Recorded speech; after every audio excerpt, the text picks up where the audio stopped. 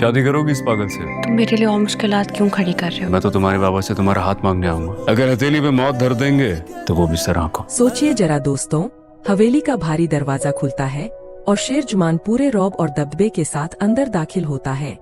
वह वही आदमी है जिसे सबने या तो मरा हुआ समझ लिया था या दुश्मनों की कैद में खोया मान लिया था, मगर आज वह खुद अपने कदमों पर चलता हुआ सीधा काका साईं के सामने आ खड़ा होता है।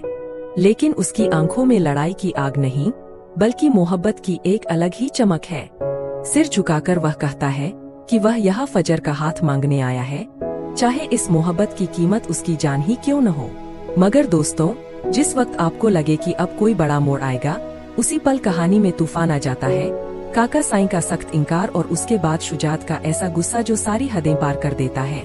एक तरफ मोहब्बत का दीवाना शेरजमान जो अपने इश्क के लिए सब कुछ दाव पर लगाने को तैयार है, और दूसरी तरफ वह घर जहां फजर के लिए दरवाजे हमेशा के लिए बंद कर दिए जाते हैं। शुजात तो यहाँ तक चला जाता है कि फजर को शेर की गाड़ी में ठूंस कर भेज देता है और उसे जिंदा होते हुए भी मरहूमा करार दे देता है।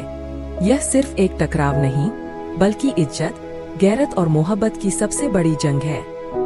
अब सवाल यह है कि फजर इस सब के बाद शेर को अपनी मुश्किलों का कारण मानेगी या उसकी मोहब्बत को अपनी किस्मत मानकर कबूल कर लेगी। इस वक्त शेर ड्रामा की कहानी ऐसे मोड़ पर खड़ी है जो इसे पहले से भी ज्यादा रोमांचक बना रहा है।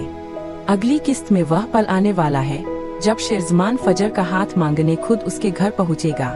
सोचिए, जब सबको यकीन हो कि शेर मर चुका है और अचानक वह उनके सामने बिल्कुल जिंदा और तंदुरुस्त खड़ा हो, तो कैसा नजारा होगा। उधर बदर ज़मान के दिमाग में सवालों का तूफान है। अगर शेर सचमुच अगवा हुआ था तो वह यूं सही सलामत कैसे लौट आया। शेर को उससे इश्क हो गया जो उसके दुश्मन की बेटी फज्र थी, और फज्र ने भी उस हाथ को थाम लिया जिसे छूना तक गुनाह माना गया था। लेकिन यह मोहब्बत इतनी आसान नहीं थी, क्योंकि फज्र के अपने ही उसे ठुकराने लगे और शेर की जिंदगी के सबसे बड़े राज खुलने लगे।